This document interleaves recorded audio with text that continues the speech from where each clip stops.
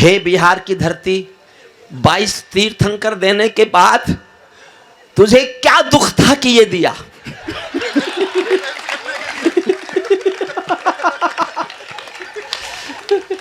होती है गलती, कभी कभी होती है, कभी कभी होती है। ये मेरा बहुत लाडला है, बहुत प्यारा है। और ये चिराग कहता है सर चढ़ा रखा है। मैंने सर नहीं चढ़ा रखा भैया, खुद मेरे सर पे बैठा है, मैं क्या करूं।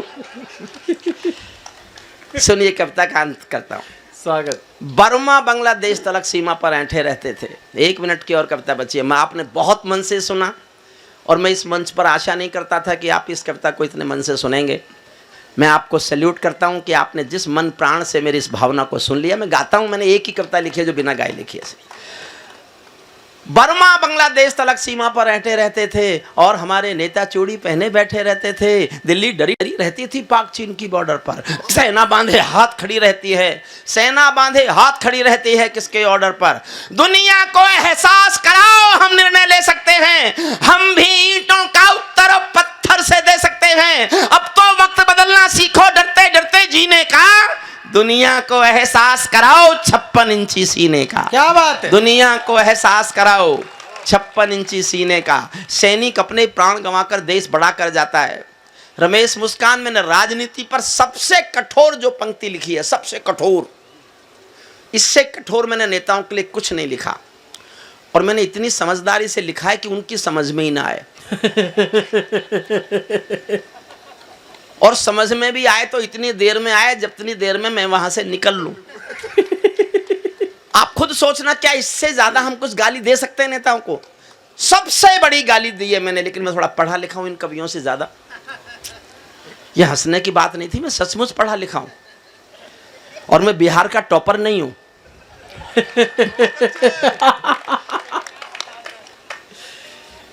दुनिया को एहसास, किस तरह मैं राजनीति पर कठोरतम बोल सकता हूं, सुनना। आप समझ जाओ तो ताली भी बजाना, क्योंकि इस देश में मुश्किल यह है, कविता का मापदंड तालियां हैं। किसने कितनी ताली बजवाई इससे उसका पेमेंट तय होता है। कोई बहुत श्रेष्ठ बहुत अच्छी कविता पढ़ के चला जाए और ताली नहीं बजे तो अगली बार उसे कोई भी नहीं बुलाता।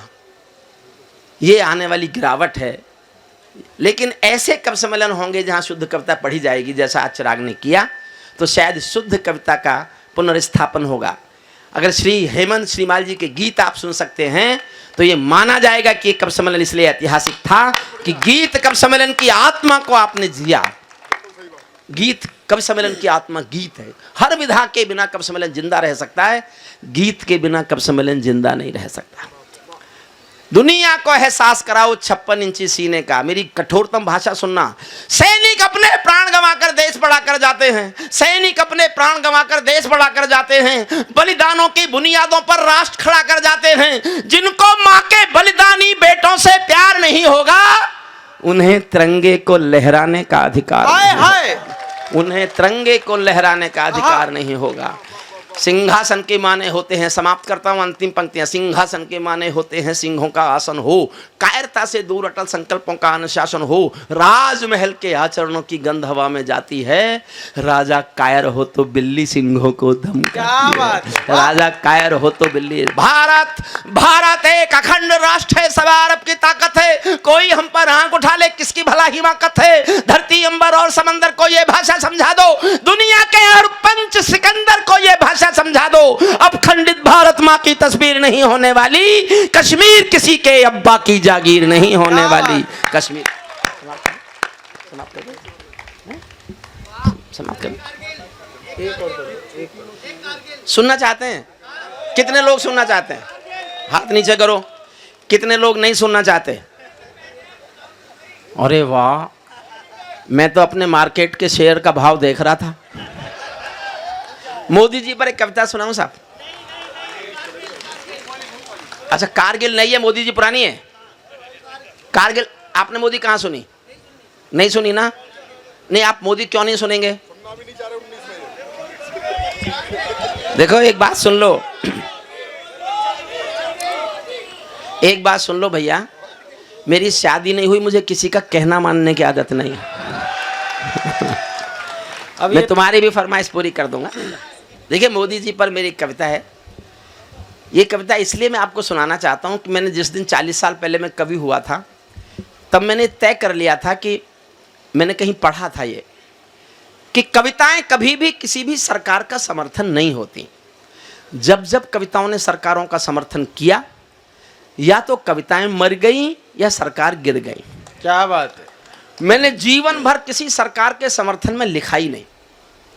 एक कविता लिखी जब अटल बिहारी वाजपेयी जी ने परमाणु विस्फोट किए तो मैं रह नहीं पाया, मैंने एक कविता उनकी प्रशंसा में लिख मारी।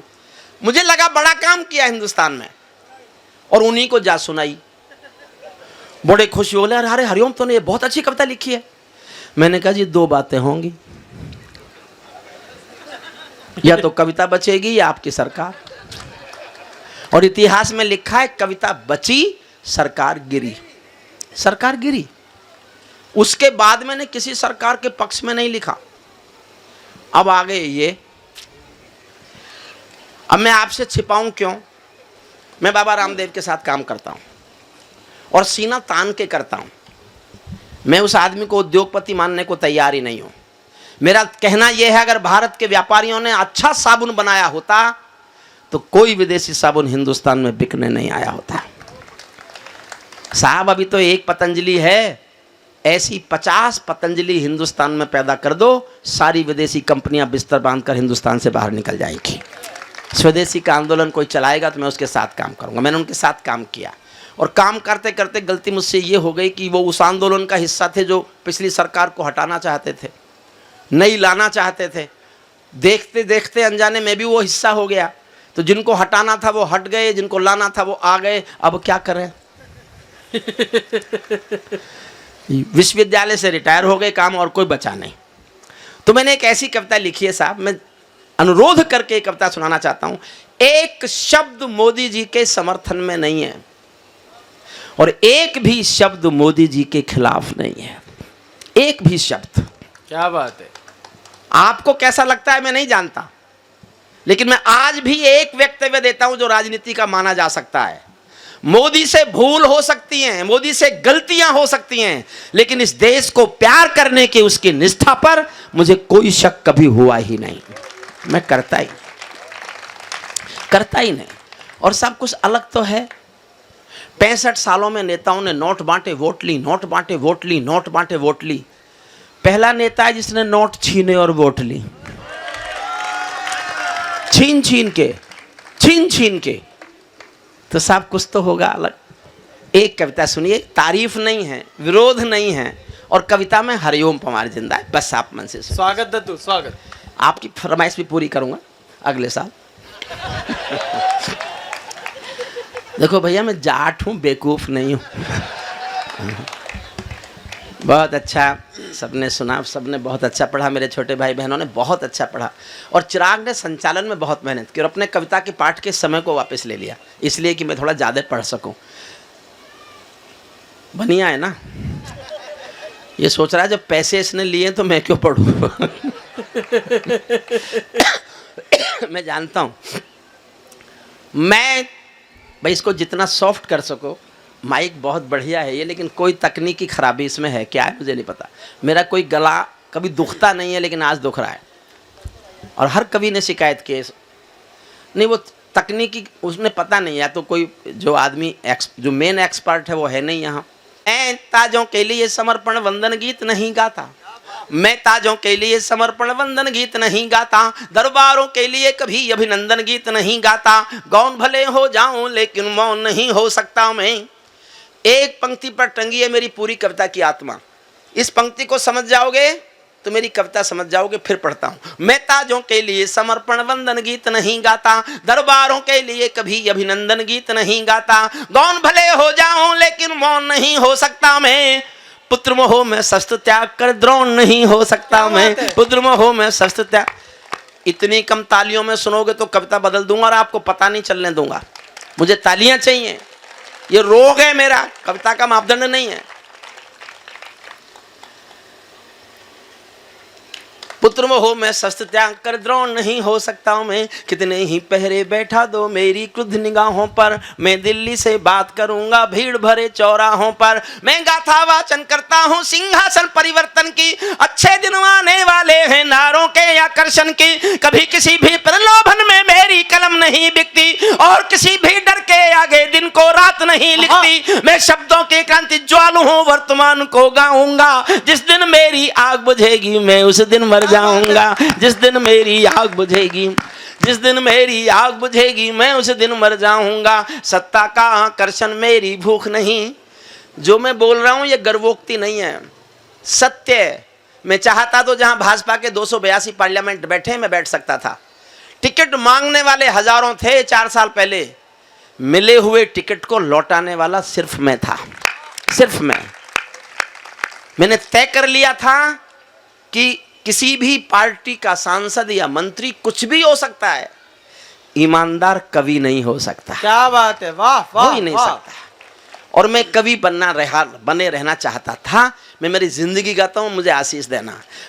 सत्ता का आकर्षण मेरी भूख नहीं, शाल दुशाला चंदन मेरी भूख नहीं, सरकारी अभिनंदन नहीं चुने मैंने, राजनीति के बंधन नहीं चुने मैंने, पद्म पुरस्कारों की चाह नहीं करता, दरबारों की मैं परवाह नहीं करता, कलम सिपाही बनकर जिंदा रहता हूँ, भूखे बच्चों से शर्मिंदा रहता हूँ, भूखे बच्चों से शर्मिंदा रहता हूँ, पगडंडी से लाल किले तक जाता हूँ, झुग्गी झोपड़ियों के आंसू गाता हूँ, लेकिन दरबारों में कभी का शीश नहीं झुकने दूंगा, कविता का सिंहासन से संग्राम नहीं रुकने दूंगा, कविता का सिंहासन।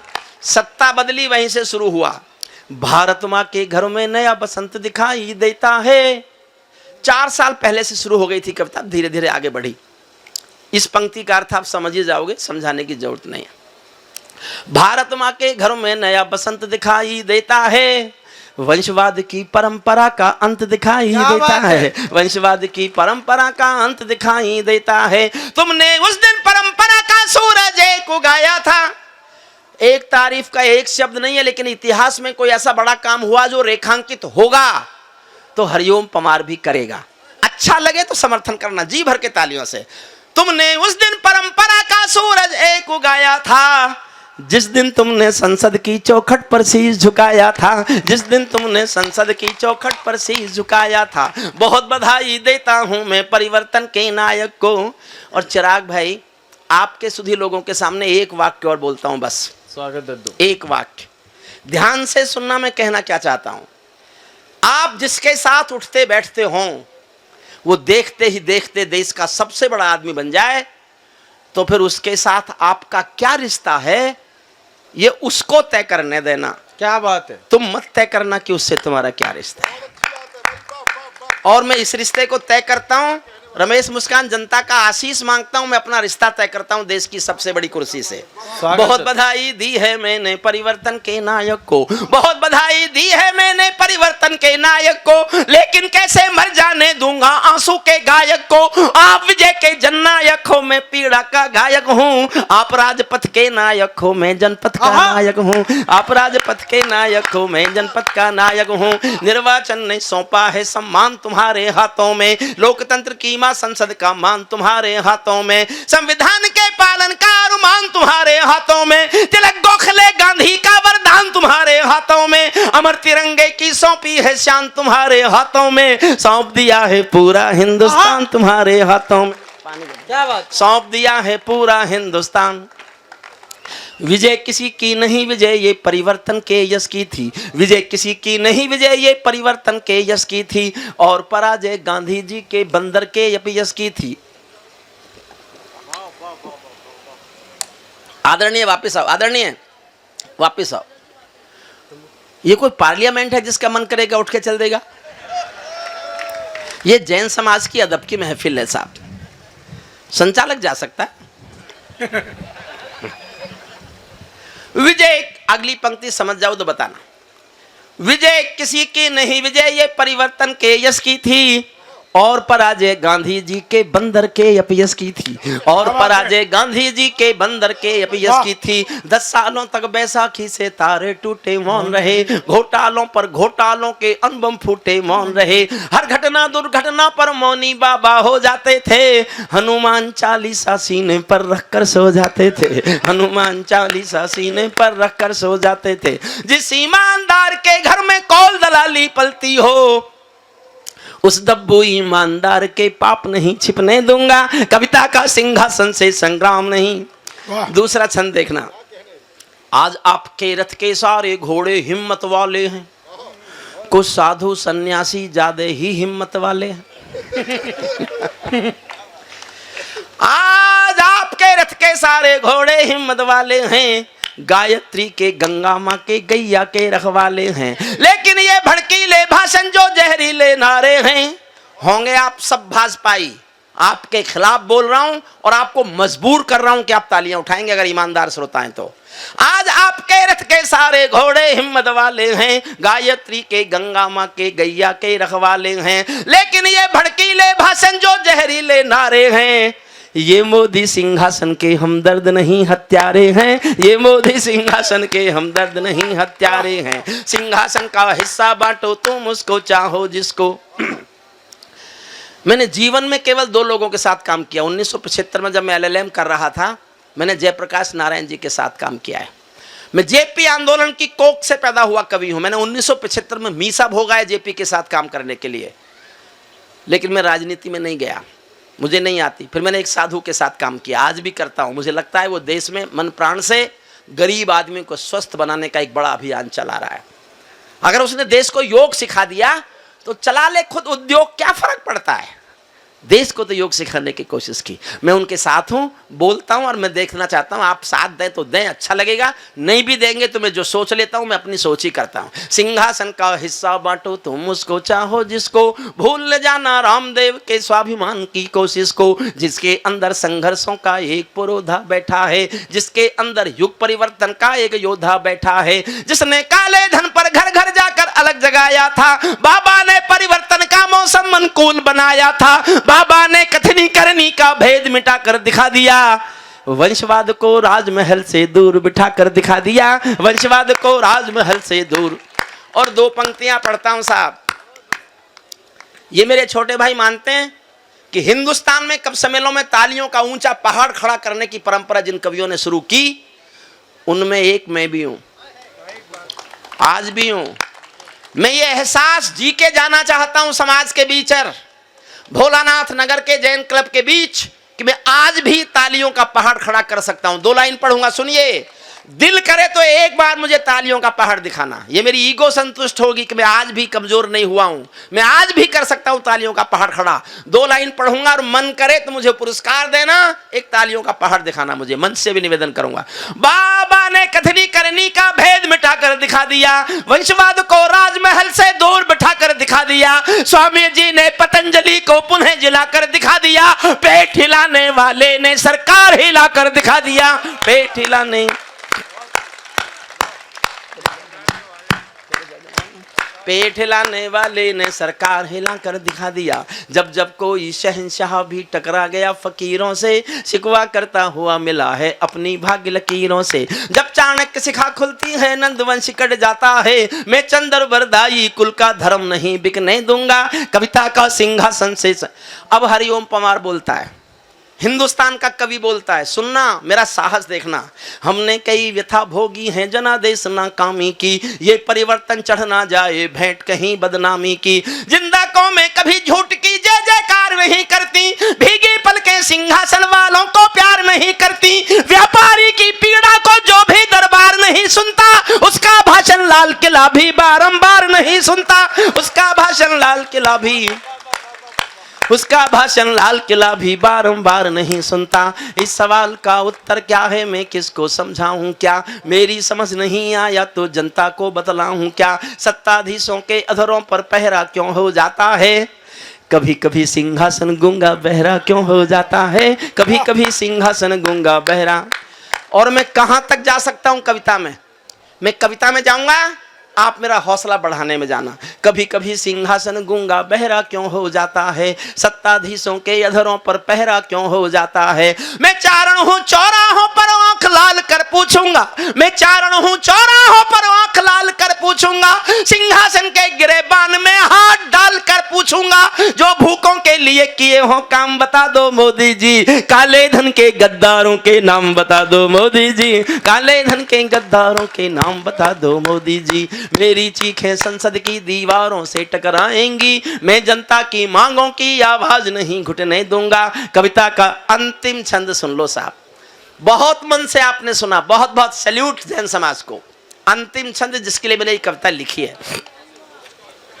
ये सौगंध तुम्हारी है मैं देश नहीं बिकने दूंगा। ये अंतिम छंद लिखने के लिए मैंने कविता सुनाई आपको, मुझे ये सुनाना था जो मैं सुनाने जा रहा हूं। ये सौगंध तुम्हारी है मैं, ए भैया भाई साहब, ए भाई साहब 2 मिनट, बस 2 मिनट प्लीज प्लीज। ये सौगंध तुम्हारी है मैं देश नहीं बिकने दूंगा, देश नहीं मिटने दूंगा, मैं देश नहीं झुकने दूंगा। है मेरा विश्वास कभी सौगंध नहीं तोड़ोगे तुम, भारत माँ की सेवा का अनुबंध नहीं छोड़ोगे तुम। ऐसा कुछ कर जाओ पूरा देश देखता रह जाए, देश नहीं भूमंडल का परिवेश देखता रह जाए। ऐसा कुछ कर जाओ। मेरी 12 मांगे, जनता की 12 मांगे भारत सरकार से, कांग्रेस की सरकार हो, भाजपा की सरकार हो, सपा की हो, बसपा की हो, कोई भी सरकार मेरी ये 12 मांग पूरी कर दे, मैं हिमालय चला जाऊंगा, कविताएं बंद कर दूंगा। लेकिन जब तक ये मांग बाकी हैं, मैं चीखूंगा, चिल्लाऊंगा, हर मंच पर गाऊंगा। एक एक लाइन में एक एक डिमांड है। मैं देखना चाहता हूं आप उन डिमांड्स के कितना सहमत हैं, उन मांगों को कितने लोग पूरी करवाना चाहते हैं। एक एक लाइन, एक एक मांग सुनिए। ऐसा कुछ कर जाओ पूरा देश देखता, क्या हुआ भैया? ऐसा कुछ कर जाओ पूरा देश देखता रह जाए, देश नहीं भूमंडल का परिवेश देख। जुड़ना मुझसे, पहली मांग उठा रहा हूं। संसद को गुंडों से, दागी चेहरों से खाली कर दो। वाह, इतनी तालियों से नहीं होगी, और उठाओ तो होगी। संसद को गुंडों से, दागी चेहरों से खाली कर दो, भूखे मरते हुए किसानों के घर खुशहाली भर दो, भूखे मरते हुए किसानों के। किसान केवल अपनी बात कहने आना चाहता है, आपकी दिल्ली गंदी ना हो जाए इसलिए उनको रोक दिया, आपने आने नहीं दिया। आप आने भी नहीं देंगे उनको, अपनी बात तो कहने दो। अजीब ऐसे ही है। और उस दिन, जिस दिन उस आदमी का जन्म हुआ जिसने नारा दिया जय जवान जय किसान, उस दिन आपने जवानों से किसानों को पिटवा दिया।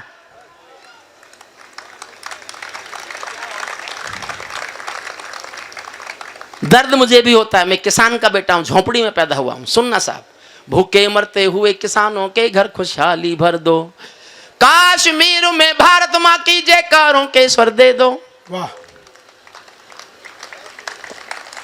मोदी जी लाए जापान का प्रधानमंत्री, चीन का राष्ट्रपति, इजराइल का प्रधानमंत्री, तीनों को अहमदाबाद ले गए अपने घर, वहां जाकर रोड शो किया।